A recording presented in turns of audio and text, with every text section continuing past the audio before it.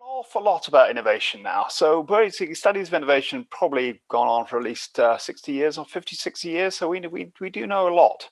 We know in principle or primarily about innovation in the context of production-oriented firms or goods-oriented firms. But in the last 20 so years, we've been learning more about innovation in services and how services innovate. And I think, unfortunately, innovation is often synonymous with doing R&D, research and development. And lots of service companies, especially professional service firms, sort of think, well, R&D's got nothing to do with us, so we don't do R&D, and therefore, we don't kind of know how to innovate. And I actually think that innovation doesn't have that much to do with R&D. I mean, over the years teaching innovation now, I teach hardly anything about how to manage R&D, or at least explicitly about how to manage R&D. It's becoming much more a process involving all across the whole organization. A lot of it's not about being at the forefront of technologies. It's about understanding opportunities. I mean, actually, the connection there with what Sally was saying about trade opportunities is a very good one. I mean, opportunities, innovation can also involve how do you react to changes in the trade environment, for example. So we do know a lot about that. I think there's a sort of sense that professional service firms are not very open about how they innovate. It's not very clear how they innovate, whether they innovate through kind of proper processes, if you like, or is a bit more muddling through. Anyway, I'm basically a big fan of design. I think design is a big, powerful way to innovate. And coupling design with development as opposed to research and development is very powerful. So what do I mean by design? Well, unfortunately, I think lots of people think design is about making things look pretty, okay? So it's about decoration, making things look nice, blah, blah, blah. I don't think it's got, well, it has got something to do with that, but it's not really what I think design is about.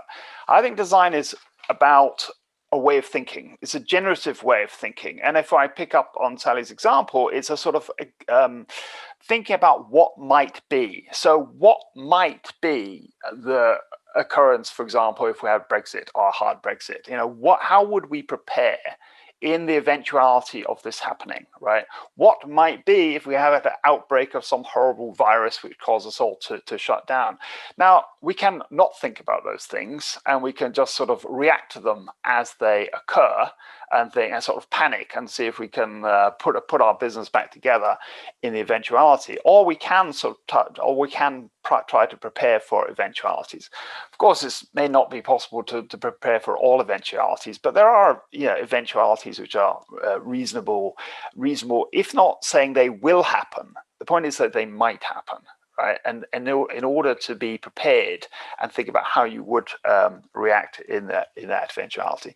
So, I mean, one way to think about it would be sort of a bit like weather forecasting. I mean, most of us look at the weather forecast and decide what to wear or what to take with us on a day. Or, I mean, probably we want longer term weather forecasting than on a daily basis, right? But how do we prepare? So this is sort of getting out from, I mean, obviously one first approximation to weather forecasting is what was the weather like yesterday, right? But I think you want to stretch beyond that.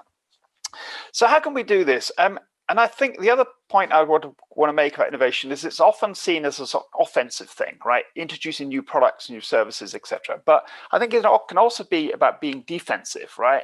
Trying to understand, how would you act if access to a big market became more restrictive, right? So rather than always be positive and aggressive, it can also be defensive.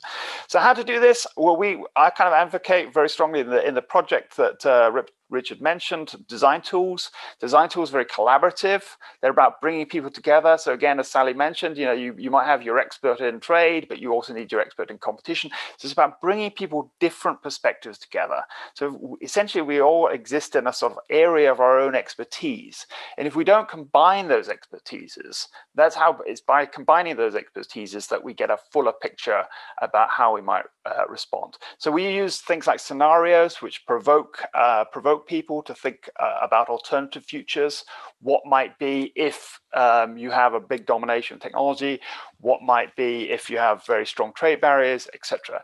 And we can also use what are called design sprints as a way of bringing people together and collaboratively thinking about alternative ways of doing things.